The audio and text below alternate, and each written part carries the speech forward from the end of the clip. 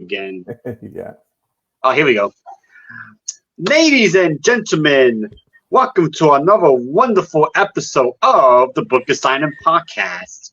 Alongside me is Jennifer Foulk, Hi. and we have Dungeon Dan. And today we have a wonderful guest, the legend, Jay Boyer. Hey, What's up, man? how you doing, man? Yeah, I'm good. I'm excited to see you, man. I've read some of your books. I know you're big in the horror scene, and I just hopped on for the horror scene myself for the mid RPG genre, and Mhm. it's good to see you, man. Yeah, thank you. So, what you been up to, Jay? What you up to right now? Writing, getting ready to put out a new book. Yep, I seen it. I just dropped the pre-order on it two days ago, I think. I really, I just couldn't hold off on it. I was like Yeah, I know. I I got was like you. an impatient toddler, and I was like, I have the Yep, cover. I'm going forward, so I dropped yep. out. You think like I do? Yeah. Hmm. uh, so yeah, Okay. getting ready to get that out at the end of March. It's called the Terror of Willow Falls. Nice. I did see that ad pop up on my feed. Yeah, Are you willing So to your tell us ads are anything about working. it? Yeah, your ads are working. but there wasn't even an That's for ad. That was sure. just a post. So I'm getting some good. It was a post, Yeah, Yep. so but that's it's working. So, can you give us an insight to the upcoming novel? Yeah, sure. So back, I have to go backwards. So back in October, I released the Conservators Collection Derelict with Jeff Yes. Lynch and John Durgan, and I had my story in there was called Eyebiter's Revenge. So Hmm. Terror of Willow Falls. Yeah, thanks, man. Good story. The Terror of Willow Falls is a prequel novel to the Eyebiter story. Hmm. So it's set back in 1988, and there actually will be a second book. So it'll be The Terror of Willow Falls, Book 2, Eyebiter's Revenge, and then a Book 4. So I'm turning that into a series, but I went backwards. So that's what The Terror of Willow Falls is. It was the origin story of this Eyebiter character. That is interesting. Yeah, and if you didn't read it, you got to read the story in that. It might have been one of my favorites in the connection. Yeah, I love that one. Thank you. Hmm. I'm sorry, Dan. What are you going to say? Okay. I noticed that a lot of people seem to be writing in the era. Did we freeze up? No. Can you guys No. hear me? No, we're good. We're good. Okay. Okay. I I'm was just going to say. posting everywhere that I need to be posting. Sorry. Everybody seems to be writing in the 1980s era. Is your story just like you have always intended it to start there, or is this just you're like everybody else is doing it? I don't know. No. So it's there by not by that for any means. So Eyebiter's Revenge is set kind of like in modern day, right? And so the main character is a certain age, and I had to go back to a certain time for this timeline to work. And so that it ended up being in 88. But that's the only reason why it wasn't. Okay. Yeah, I know what you're talking. There are several books out that kind of go back to those times, 80s, 90s, things like that. Which is sad because we've reached that age where that's where everybody thinks, life started for them. Yeah. Unfortunately, it's the 60s and 70s for me. It's funny because my story's set in the 1980s, but it's because I love 80s horror. I'm a big fan of 80s horror. Yeah, me too. And, Me Well, too. you were barely coherent at that time, isn't that right, Angel? yeah, but but the idea that there was no technology, there was not even dial-up, or Yeah. the technology was very limited. I just find it interesting how people survive and live without all the technology we take for granted today. Mm-hmm. Yeah. Well, imagine Good what it point. was like for us back in the day. All this new stuff comes out. And we're like, what is this newfangled pager yeah. thing? Ooh. Yeah. Oh, I guess that's a good question for you. Are you concerned about AI? Nice one.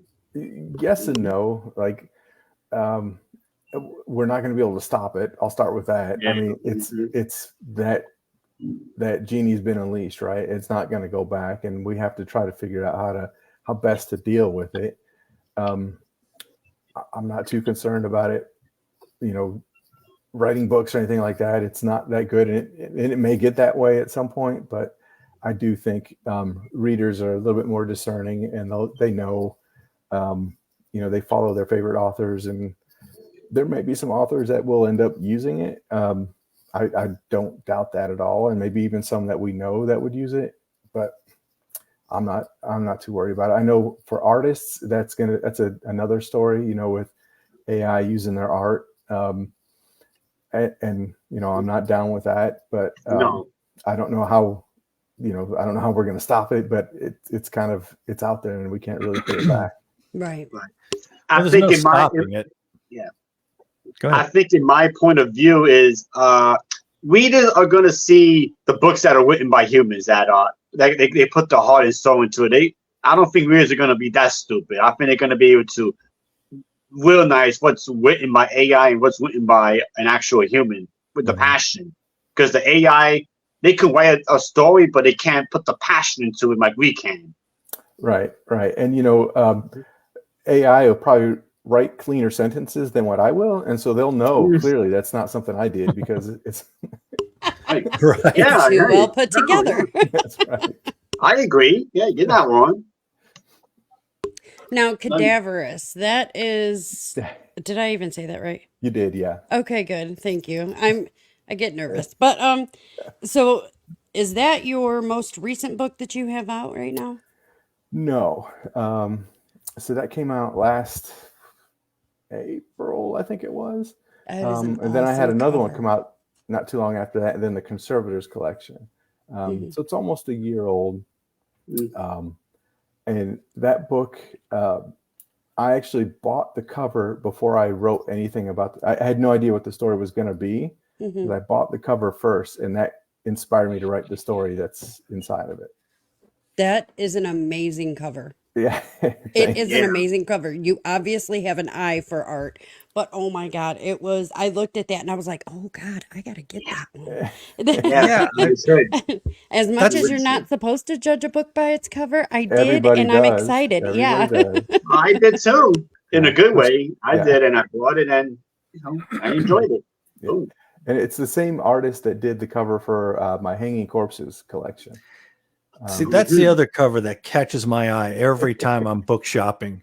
Yeah. I'm looking at the cover of Cadaverous right now, and it's like a mix of everything I like in a horror movie. It's disgusting because she's vomiting something up. I love it. I'm going to start my reading with this book. Yeah. I appreciate that. I had 2 story ideas based off of that, and I ran it past a good friend of mine, David Vergoots, and I was like, look, man, I got this and I have this. I was like, I don't know which one I want to do. And we talked it over, and he suggested I go with the one that was closer to what Cadaverous became in the end. And I'm glad I did, because, man, I had a ton of fun writing that book. I'm sorry. I'm just running through the description. See, for me, this is the whole thing. The cover's got to grab my eye, and the blurb on the back has got to catch my attention. Yeah. And I know that's not nice. Like Jen said, don't judge a book by the cover. But that's life. I'm sorry. That's what it is, man. Mm-hmm. And it is funny because Jay, you're in the indie. I'm having a brain freeze. Indie Harvest group, and they're having a book, the book world there as well. Besides, and the guy who runs it, the admin, was saying book covers are very important because people are going to vote based on book cover, and they have. Yeah. And because my book, Pina Coladas and Whites, did pretty well. It moved on to the next round, and I suspect it's because of the cover. So people do judge by the cover. Dungeon Dan is absolutely correct. That's their first interaction with your book. They might not know me, they might not know anything about what's inside, but as you're scrolling through stuff and you stop and you see that cover, that's your first thing. And then they, as you said, Dan, they go to the blurb and see what's this about, and then maybe even check inside, especially on Amazon, do the look inside to kind of see what's inside of it and all that. So you have to kind of try to nail that stuff. Sometimes you succeed, sometimes you don't, but you have to. With so many books out and so many authors, you want to be able to stand out and represent your brand as best as possible. So that's what I've tried to do as much as I can with my covers and everything inside of it. How many books do you actually have published right now? I think it's 13. I think. I shared a picture on Facebook the other day. I bought a brand new like rack for a table for events I'm going to this year, and I put one of each of my books in there, and I think it was 13. Wow. Yeah. So did you start writing and publishing back when you were a teenager, or when did you really get into it? No. He said no. No. Yeah. So He looks young. I know you act like you're like so old. You do not look it. So I started writing a little bit in college, but then I ended up not going in English. I went through history, and then I've got a master's in early medieval history, which has nothing to do with horror. But I don't know. Did you live back then? Yeah. and so I didn't write actually for a very, very long time until, man, I maybe started probably over 10 years ago, 10-ish, something like that. And it was NaNoWriMo that got me to finish my first novel. And then I won Nano for like 6 or 7 years. Several of my books started as Nano projects. But yeah, I haven't been writing that long. I mean, 10 years is some, but yeah, not since way back then. Wow. Okay. That's a long time. I hope I still like it in 10 years. Yeah. I mean, usually they say if you could go past 5 years, you're doing pretty good, and you're going to get past the 5-year mark as an author. Mm-hmm. Yeah, Okay. I released my first book in, I think it was 2018, I think. We'll keep talking. I'm going to pull up your website while you're talking. I'm Yeah, going to show it. Okay. Because I want everybody, excuse me, I want everybody to see, what is offered on your website and all the books that you have. So Yeah, sure. pop that up right there. There you go. Mm-hmm. Yeah, thank And, you. That up on the and these screen for you. covers are. Oh, do you use the same person for these covers? No, I can tell you. So all those Dead Blood ones right there, Yeah. Dead Blood, The Dark Sacrifice, Useless Creatures, and then my newest one, The Terror of Willow Falls. Those were all the same cover artist. Okay. But the rest are different artists. Mm-hmm. I hadn't seen Slaughter Lake. That one looks scary. Yeah. Yeah, I read and that it's so one too. simple. It's Yeah. so simple. There's Yes, it not a is. ton of stuff going on. That is the book I wrote with my friend David Vergoots, and it's our ode to like 80s slashers. Mhm. So Yep. Oh, nice. it's Yeah, I enjoy that one too. That was the first one I read from you guys. yeah. Once they get to this cabin at Slaughter Lake, it is game on, and it's bloody and gory to the very end. Well, let me Yep. see if I can get down to Slaughter Lake because Yeah. it's all the way. There we go. All There these you go. damn There you go, books. Slaughter Jeez Lake. Louise. And you do have a link where people can, right here, where Yeah. people can find it on Amazon if they're looking. Yeah. I do sell direct on my website too. So like if you can buy signed books from me, or you can get them on Amazon. Either way. Nice. Very good. Yeah. I was actually getting ready to get these, but I don't know. I don't know. I might just have to buy 4 or 5 of them. Just because I'm just going to this- work overtime and cannibals? just buy them all. Yeah. Yeah, right. You write about cannibals? There's some of that in some of these books. There's a little bit of that in Eyebiter's Revenge and The Terror of Willow Falls. There's a short story in Hanging Corpses that is. So there's a little bit of that. Yeah. These, I just can't get over these covers. They're all like. So I'll bring them perfect. back up. Yeah, bring it back up. Yeah. There's not one that is better than the other. They're all. I mean, look at Master of Demons. Master of Demons, yeah. That one. That book, man, that has a long history to it. Yeah. It does. Oh, why don't you Yes. tell us about it? So Master of Demons was technically the very first novel I ever wrote. Mhm. It's gone through 3 different names. It's gone through several versions. And up until the final one, they all sucked. Like um, it was my first Nano win, and the story is about a guy that he's an alcoholic, and he drinks certain types of alcohol, and he goes into like these other worlds, like these different realms. Oh my cat. Kitty. So like he drinks moonshine, and he goes to this other world where he's with these like hillbillies, right? He drinks tequila, and he's on the ship with Cortez coming over to the New World, and he drinks vodka, and he's on this expedition in Russia. And in the real world, he's a nothing, but in these worlds, he's like a superhero. But it starts getting darker and darker and darker because the only way to be in these worlds is to keep drinking. And so it really kind of is a big metaphor about alcoholism and addiction, and how it can really seem so attractive, but you know, as you know, it's not. And I've had several readers, several other authors that were alcoholics at one point, and they've all reached out to me and say that it's one of their favorite books of mine because it represented that so well in such a way that they could really feel that downward spiral of the main character. But it did not start that way. The ending sucked in the original version. Like the original version, he gets to the end, everything's about done, and he just mixes like a Long Island iced tea, right? He just throws everything in and he drinks it. The end. That was really, that's kind of anticlimactic. Yeah, that's what I was thinking. I might be mad at you if that was the end.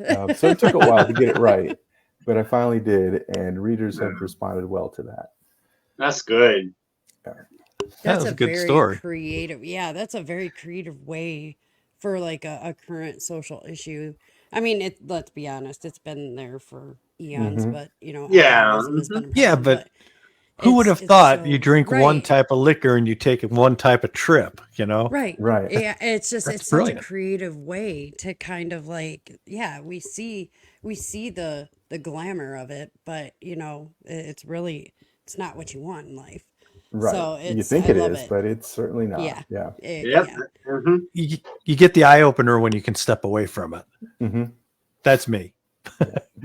You realize just how crappy life was at that point. Right. How long do you usually like to take on your stories? You know, you got people like Angel that can spit them out every 2 days. Yeah. And then you have people that like to take their time, and they'll invest 8 months in writing, and you know, another 2 in putting it together and getting it promoted. Well, I learned from Nano that I can write fast if I focus on it. I can get a first draft done, and my novels tend to run in the 50 to 60,000 word range, so they're not very long. I can usually knock out a first draft in like about 2 months or so.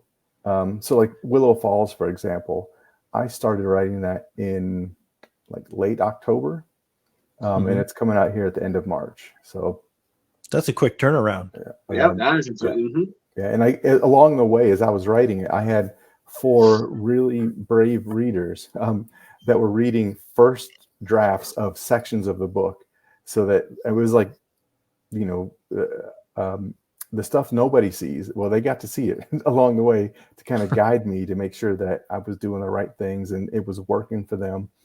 So I gave them in 3 different sections as I was writing it. Like they had chapters 1 through 15 or something, and I was still writing like 17, 18, or 19, you know, and they are reading this. And so it kind of helped with that process a little bit. I was going to say, that seems like it's almost better than writing the whole thing and then giving it to your betas and then sitting there and doing nothing and waiting. Because that's the part that drives everybody crazy. Yeah, I'm impatient. I found out that I want to keep going. And I'd never done this before. Really, every novel I write, I do it a different way. Sometimes I'll try an outline, sometimes I don't. This is the first time I've tried it where I would hand it off while I'm still writing it, because that can really drive the story, right? Like I may have something in mind, and for the readers, it doesn't land at all. That means I can fix it now without having to rewrite that other 2/3 of the book. Right. So it was Makes sense. and it didn't stop me. I could hand it off to them and keep writing. And so it's not like I was waiting necessarily, because if I had to make some changes, it wasn't too much that I would have to change. So it helped quite a bit. That's great. So this, your current thing, it's the first time you've actually like planned it out. I don't know the terminology. Everybody calls it, you either plan it or you don't. Pantser. Yeah. How does it called pantser? Flying Sounds by like the seat of your pants. Right. Yep, there you go. That's sounds what like I the do. old man in the park that dropped his drawers. I He's mean, a pantser. It could be Yeah. that, but don't ask me questions when I have my trench coat on. yeah.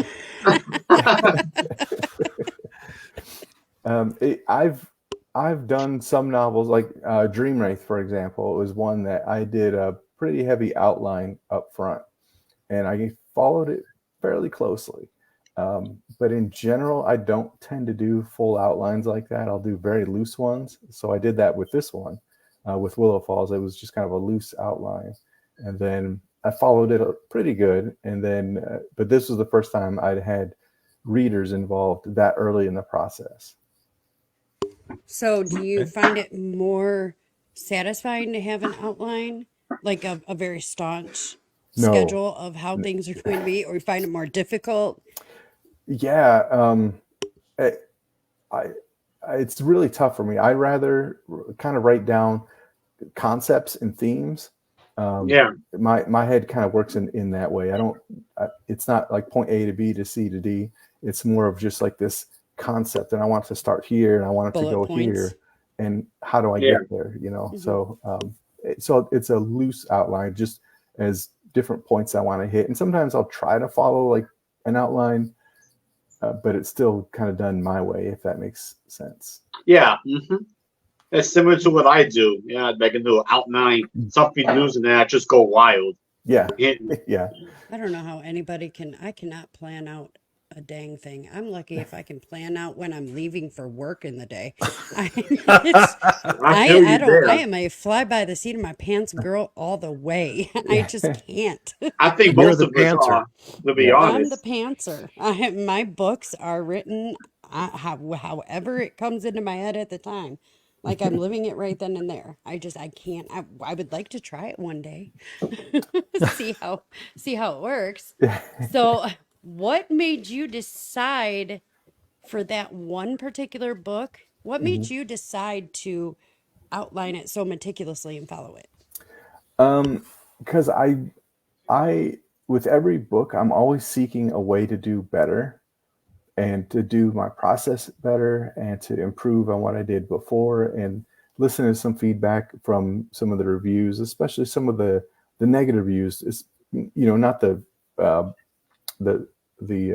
troll reviews. Those you're gonna get those, but some of those negative reviews that have some weight to them. So like, oh, all right, you know what? That's a great point. I can work on that better for my next project. And so on that one, I'd never done that before. So I was like, I'm going to really try this. Let's see if this works for me.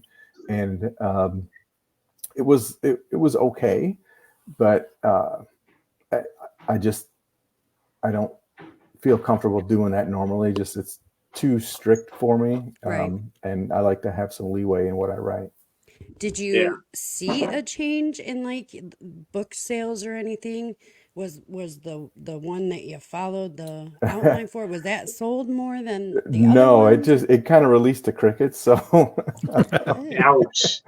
So, but also at that time, I didn't have a big following either. So I could have put anything out and it would have released the crickets. So readers That's now, true. though, that have discovering me are going back to this back catalog, and they'll pick that up and like, oh, I like this, and this is really good. And so at the time, it didn't really do anything. But actually, funny story is that novel is tied into Eyebiter's Revenge, and so when I was mentioning doing Willow Falls, the second book, Eyebiter's Revenge, and then this fourth one, well, this fourth one is kind of a Eyebiter / Dream Wraith mashup, kind of like a Freddy versus Jason kind of thing. Oh, cool. So I'm bringing two of my worlds together in there. that one. So Okay. Can we talk your ideas on character development? I'm recently gotten obsessed with characters. For me, while I do like certain stories, I like a lot of depth. I also like those stories where you jump in. The guy doesn't really have any major issues, but he's just in this situation. What is your character? How do you design your characters? That's a great question. I've had some stories and books where I've started off and the character really hasn't changed too much over time. But actually working on Slaughter Lake was a big change for me, because David really focuses a lot on character development. And so as we're working on that together, I kind of learned, Angel read the book, it's a little slow at the beginning, and I absolutely understand that, but we did a lot of development of our characters. It's a slow burn. Yes, until a point. And then when it hits, it just keeps going. And and so really that process kind of taught me a lot more about paying more attention to my characters and developing them throughout the book, so that they so readers can connect with them better, so they feel more alive to them. And that's an important thing. You got to be invested into characters. Some characters seem to get a lot of back history where I don't, as a reader, I'm all like, I don't really care about this guy. Why am I getting all this back history? Do you pick and choose out of the cast of your story who you're going to focus on the most, and who's just going to be, he was beat up as a kid, now he's killing? You kind of have to, you have to look at your characters and sprinkle in their backstory. Like, you don't want to hit the reader over the head with it right out of the gate, because that's a boring read. I wouldn't want to read it, and I don't want to write that. But it does play a role in who they are and how you as a reader interact with them. So like Cadaverous, is another example. The character, his name's Gage Penrod. He definitely has a kind of a background, and you see it throughout the book as the interaction with his family and kind of some of the things that happen and stuff like that. So you have this sense that there's more to him from before the book started, and then you kind of see him go from Gage to what, I mean, he still is Gage at the end, but he's a very different Gage. I got you. Yeah. Okay. So I got a question. Yeah. So Jay, that's going back to the character development a bit. Do you prefer stories that are plot driven, or do you prefer stories that are more character driven, more literary fiction, so to say? More plot driven, I think. I like a lot more action, a lot more things happening. I like a little bit of the character driven stuff, but my attention span isn't great, so I need something that's gonna you're similar to me. Yeah, he's not a horror author, but if you've ever read Old Man's War by John Scalzi, it's a sci-fi novel, but it's so fast-paced, and it's just like, I'm a slow reader. I've mentioned it many times online. I'm just a slow reader. Yes, you have. I read that book in like a day, and I just could not let up on that, and it was so good. I love that kind of dragging the reader forward with every chapter, and like to the point where they can't stop reading; they have to keep going. So I try to kind of do that, I think, in some of my work, but definitely I lean towards that some more, especially what I like to read. All right. Okay. How about dialogue? Dialogue could pull me right out of the story. If it's not, I mean, I'm not talking Tarantino style dialogue in any respect, but let's just say somebody's writing a story that has military, but it's not so much he doesn't have the jargon. It's just those aren't really things that military guys would say in that particular instance. So how do you approach your dialogue? I try to be as true as possible. I mean, I'm I'm creeping up on 50, so I have a lot of life experience behind me, right? So I can kind of, a lot of times it's interactions with my friends over the years, people I've met at different periods of my life, that creeps into my dialogue to make it sound real, to make it believable, so that you think that's a real person talking. Like that actually would be what someone would say, So I try to put as much realism into it as I can. I'd seen an interview with somebody, and I'm sorry, I can't remember who, but they had said what helped them learn dialogue was they would go to a restaurant just to eat lunch, and they would just eavesdrop on everything around them just to get the gauge of how people talk. Yeah, well, growing up, man, and ask my mom this too. I have always been a people watcher. Like I would, if we were all in a party, most likely I would be the guy kind of near the back, just observing everybody. I've always been like that, always. And I think that's probably helped with storytelling. It helps with bringing different characters to life, because I'd like to observe everything and just kind of just see how people interact, Yeah, I used to do it at malls. You just find a nice place to chill and just kind of watch people enjoying life. Yeah. Lee Edwards has popped in and said, "Hey, all." He said, "Wait, they don't say I need a clip for my Glock 19. Don't worry, I push the safety down while I catch it." So I think he's in agreement. Yeah, basically. I want to know. I have a very important question. When you're writing, it's super important. When you're writing, what's your snack? Oh God! Bad girls gotta know. Yes. To be honest, it's usually nothing other than a cup of coffee, because I tend to write in the mornings. Like I get up about 4 a.m. Holy crow! Yeah. And so on purpose? Yeah. I'm a more. You don't like yourself. Yeah. I used to do that when I was glutton younger, for but I can't do it punishment. no more. And so I write in the mornings, and it's usually just with a cup of coffee.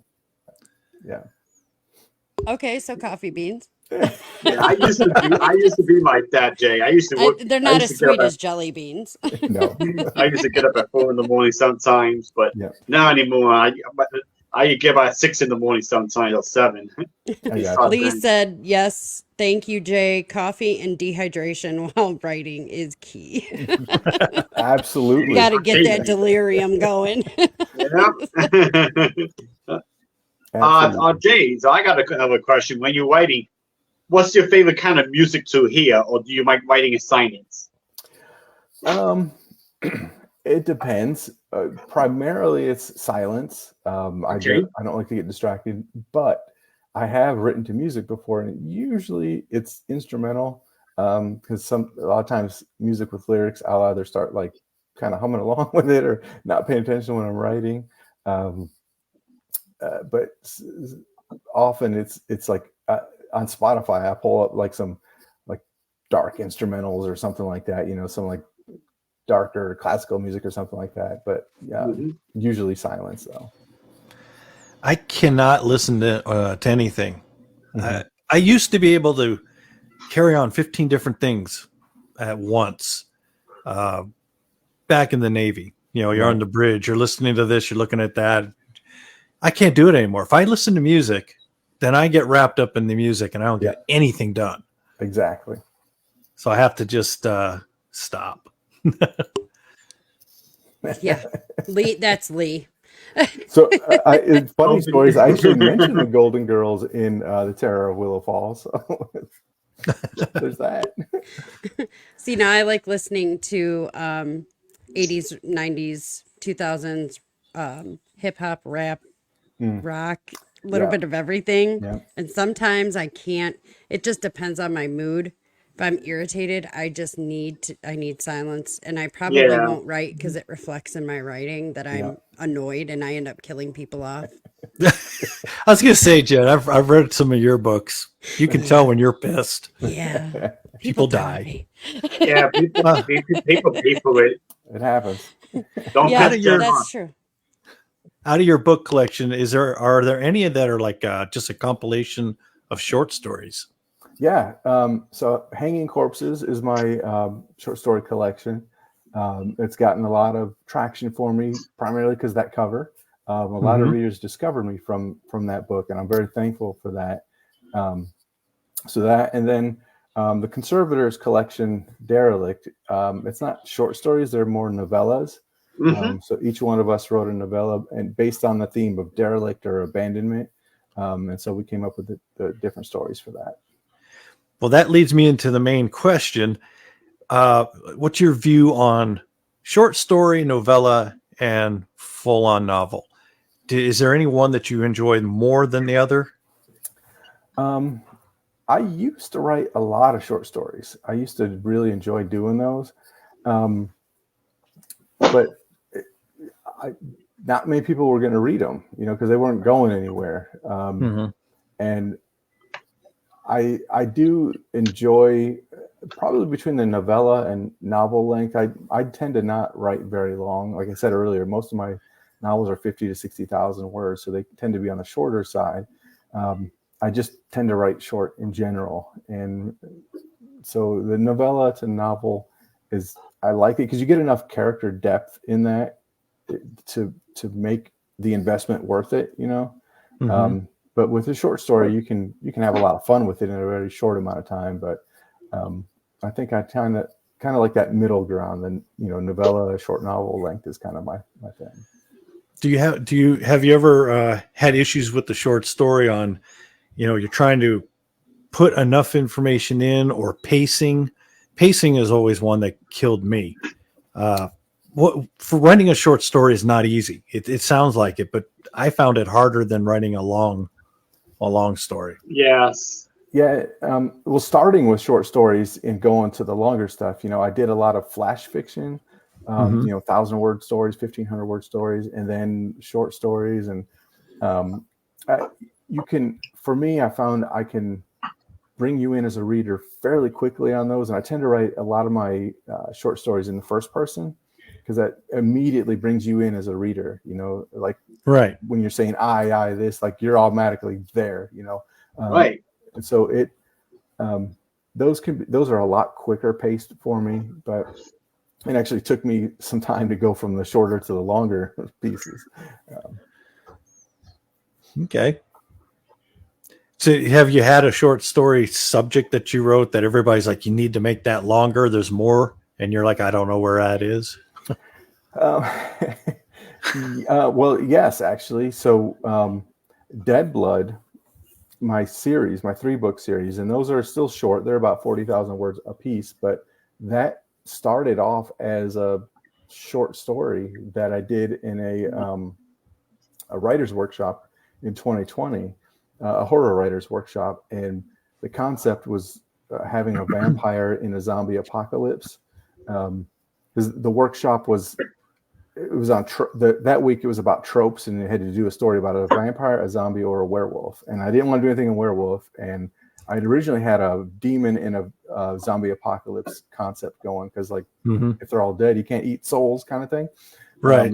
But I couldn't use a demon, and so I thought about it for a day, and I was like, well, I could just change it to a vampire, and it's the same concept, right? Like they need fresh blood, and if they're all zombies, that's not going to work. And how's that play out? So I wrote like a 1,500, 1,700 word short story from it. And the feedback I got from a couple of the authors in that group was like, I'd absolutely read this if this was a novel. And so it took me a year and a half before I did it. And then I created the whole Dead Blood series based off of that little piece.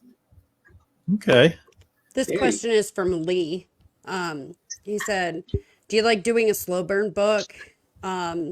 More developed characters, more time before the action, so to speak, or do you like it bam, in your face, action, no rest? Yeah, it kind of depends on the story. As I'm writing it, sometimes I like to get readers involved quickly. I want them to be, to engage with it pretty quickly. But sometimes, I don't want to start off with a bang always.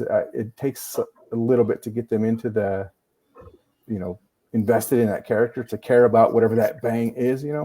Other times, like on Every Time I Die, that novel, the very first chapter on that one, that does come out swinging. When you get done with that first chapter, you're like, oh, holy crap, what is this? What's happening? And and then it got more into character as it went along. But in general, mine don't tend to start that strong as far as like bang in your face, kind of like smack you over the head thing. But I do want to hook you in that first chapter, right, to have that reader totally invested and want to keep going. cool. All right, so I got another question, Jay. Do you prefer writing in first person or third person tense? So with all of my novels, except for one, those are all done in third person. The only one that's in first person is Cadaverous. And reading it, you'll kind of see why it makes sense on how that works. In my short stories, I tend to lean more towards first person versus third, just because it's a more immediate action and gets the readers involved very quickly. But in general, it's third person. All right. What process do you use to try to decide what person you're going to write a story in? It's just what feels right for it. Really, that's it. I wish I had a nice, good explanation for it, but it's just what feels right for the story, and then that's what I go with. Well, that's about the best explanation. Now, the follow-up question to that is, do you like writing in present tense or past tense? Usually past tense. Now, Cadaverous is a little different. It's just because it's kind of written as like blog posts, so it's kind of epistolary in style.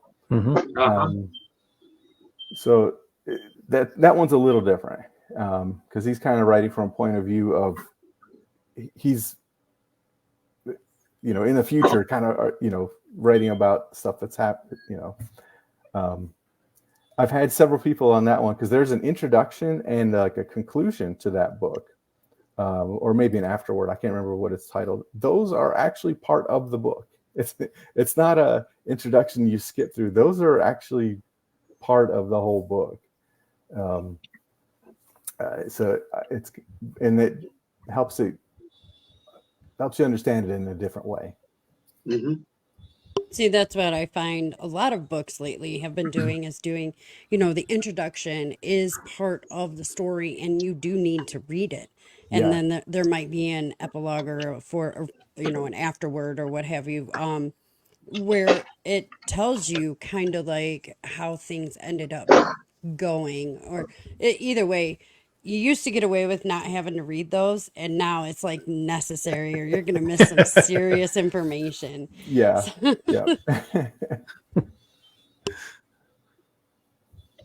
Everybody's quiet. I know. All of a sudden, all of a sudden, I'm on my best behavior today. Yeah, I'm just trying to think of another question. Well, I've always got several. So, all right, so go ahead, Dan. Okay, so do you self-edit or do you go ahead and turn it over to an editor? I turn that over to an editor. There's no way I say there's no way I would do that, but let me backtrack. I have released 2 of my books were never put through with an actual editor, but all the rest of them have been. And no one's called me out on them, so I'm not gonna spill which 2 of those are. Yeah, but keep it a secret. 2 of them have not, and one of them was just honestly, it was down to money, as in like I had none, and I hadn't sold enough books to cover for it, and I wanted to release this book, and I did, and here we are. So. Right. Well, we know you use beta readers. Do you also use ARC readers once you've got it back out of editing? Yes. And actually, I tend to send it to them before I send it, or while I send it to the editor, because there's not going to be huge changes. And my writing is fairly clean before I send it off to the editor. Anyway, like there's going to be changes and things that are make things sound better and maybe some minor plot points and things. But in general, it's somewhat clean, and I'm pretty confident. And I put that at the very beginning when I sent it to all of them in the email I sent it to my ARC readers. Like, this is unedited, it's uncorrected. If you would prefer the edited version, I can send it to you, but I want to give them as much time as I can. And so like with Willow Falls, I think I sent it to about 30 ARC readers, and very clearly stating this is unedited, uncorrected. If you would like to wait, you certainly can, and I'll send it to you, but I won't have it till the end of February, and the book's coming out in end of March, and which is still enough time, but I don't want to push readers. I don't want to rush somebody. We all have different books we're reading, and I don't want to be like, you have to do this because you're part of my ARC team. I want to be courteous and make sure that I'm conscious of their time and everything. So yeah. Wow, that's a big ARC team that you have. I put out a call for it through my newsletter and my Facebook group, and I had a lot of people jump in that were really excited and wanted to read it and to be able to share reviews on it. I think it helps. If you only send it out to 4 ARC readers, you just get 4 opinions opposed to 20 people. Then you're like, okay, I've got gold on this one. Right. Yeah. And I think people who don't know you would probably, they know of your work and stuff like that. They know who you are, but they don't know you personally. So they're not going to be afraid to offend you. Right. Yes. Which, that's an important point. We got to be okay. If you didn't like anything that I wrote, that's perfectly fine. Because once I write a book, it's not for me anymore. Once I publish it, it's for everybody else. And they can love it. They can hate it. It's on them, and I have to live with it because that's part of the whole contract, right? Of Correct. Being an author and releasing it. It's not mine anymore; it's theirs. And even though I had every intent, like they should think or feel a certain thing throughout the book, and maybe it didn't land with them, then that's my fault as an author of not being able to get that across how I was wanting it to, and I can't. It's it's theirs. It's not mine anymore. Yeah. Also, some people it's just not for them. It's not even your fault. It's just not for them. Yep. It happens sometimes. I was going to ask you, Jay. I'm sorry, Dan. You want to say something? No, go right ahead. Yeah. Oh, thank you. I wanted to ask you. I noticed you have some of your books not in a Kindle Unlimited program. So, how are your books doing on Wide? In the other ebook stores. Yeah. Most of them are on KU. I know the Dark Sacrifice is not, and that's because if you sign up for my newsletter on my website, you actually will get an ebook of that for free. So I had to go ahead and make that wide so that way I don't run afoul of I got you. I was at the beginning of last year, I was wide on just about everything except for Dead Blood. And I was even selling ebooks on my own website, but that didn't go over well. And I wasn't really getting traction on some of the other sites. Yeah. So I brought them all back into KU. And it's done okay since then. But, that's the great thing about being an indie author is I can make those decisions. I can switch things up. If it's not working, I can pivot and try something else. And so that's what I did. I do, like I said earlier, as I sell signed books off my website, and a lot of readers will prefer to go direct to me instead of Amazon or something like that, which is great because then I get to send out some extras with it and everything like that, like exactly, and bookmarks and stuff, and build that connection. Make that a little stronger. But ebooks and stuff, I've left it mostly in KU, except for the Dark Sacrifice and maybe the Brownsville Nightmares, which is just 3 of my novels set in Brownsville. Okay. All right, cool. Where's Brownsville? Well, most of my novels, except for like Useless Creatures, actually is in Cleveland, Ohio. But that's about right too. Yeah. All the rest of them are set in fictional town of Brownsville, Illinois, which is the real town is called Murfreesboro, Illinois, which is where I used to live. I live in Carbondale now. But I didn't want to use the actual name because if somebody got really mad about, bad things happening in their town, I don't want people coming after me.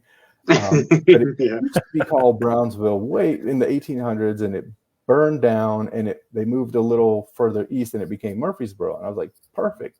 I'll use Brownsville because it doesn't exist. Nobody can get mad at me about it. And so that's where most of my stories take place.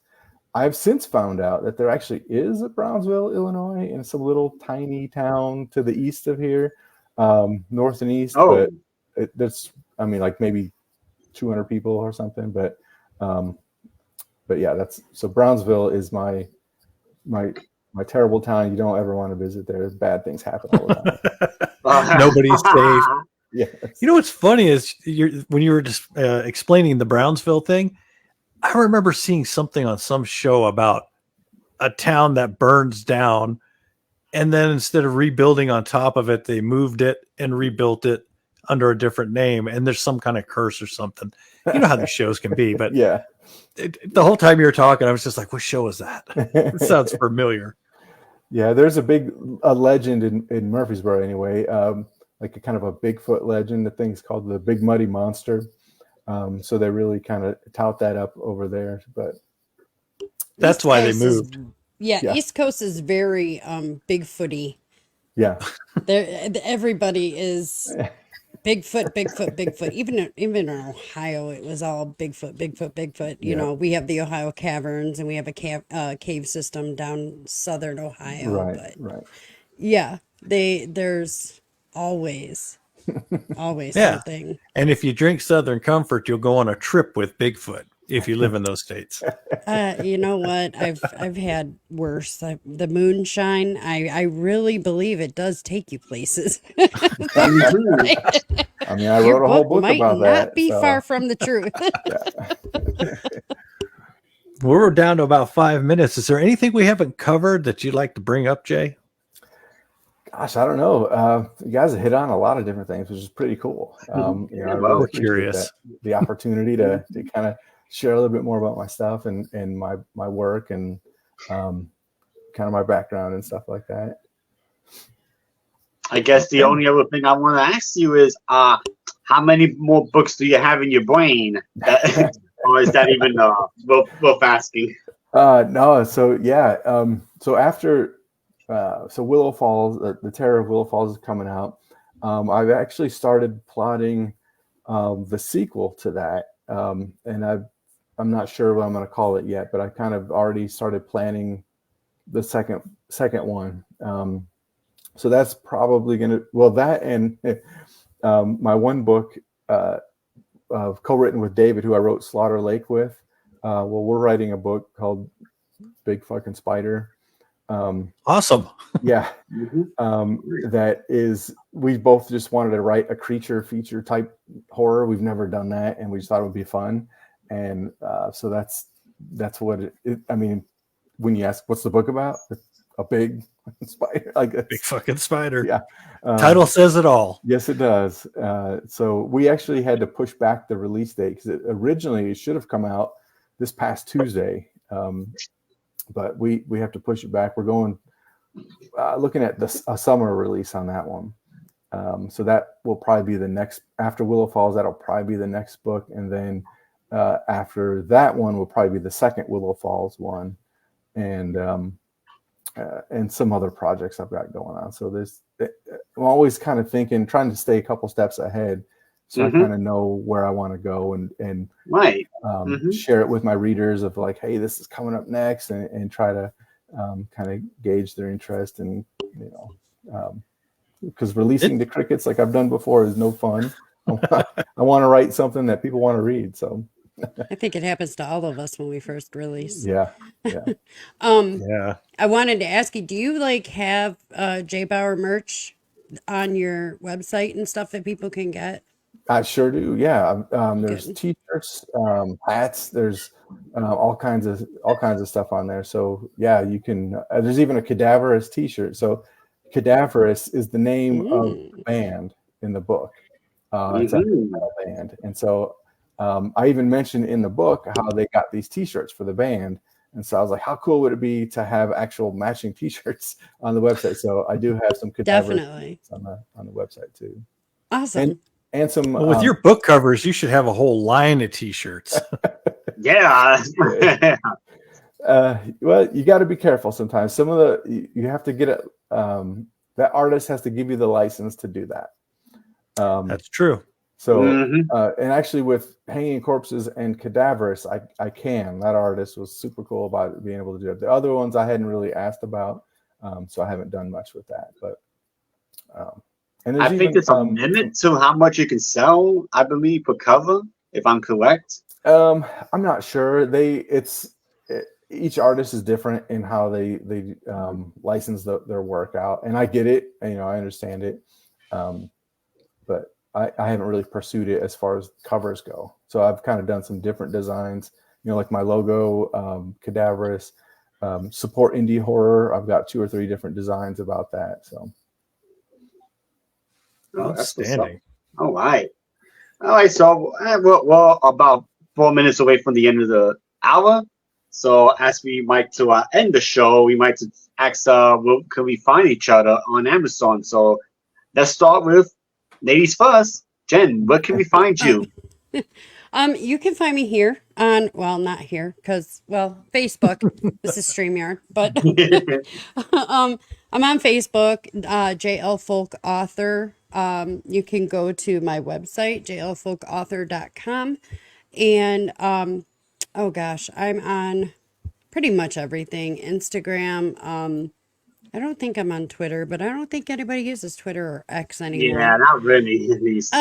So I'm here most of the time, and I'm definitely on the Book Asylum podcast, and you can find us at book-asylum.com. All right. Dungeon Dan, what are you working on right now, buddy? Oh, everything and nothing. I'm still working on the Wendigo story. Getting closer. But you can find me on Amazon, behind Walmart. Mm-hmm. Name it. Yep. Don't, if he's making a face, just don't look at him. Don't make eye Just don't look Made that mistake once. Pretend you don't know me. Jay, where can we find you? Yep. Mm-hmm. Yeah. So my website is jbauerauthor.com. Almost all social media, if you just search J Bauer Author, you'll find me. I hang out on Facebook a lot and TikTok of all places. Really? TikTok? Man, I have a good story on that one. TikTok has been unreal. And then Instagram, and I'm on X, but not really.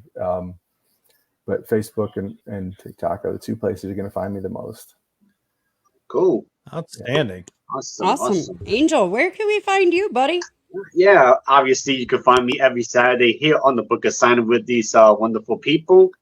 And you can find me on Facebook, Angel Ramon. Find me on Amazon, just type in Angel Ramon. And you can also find me on the Written Undead group every day where I post some fun stuff. You can find me in the Books of Horrors group or the Indie Horror group.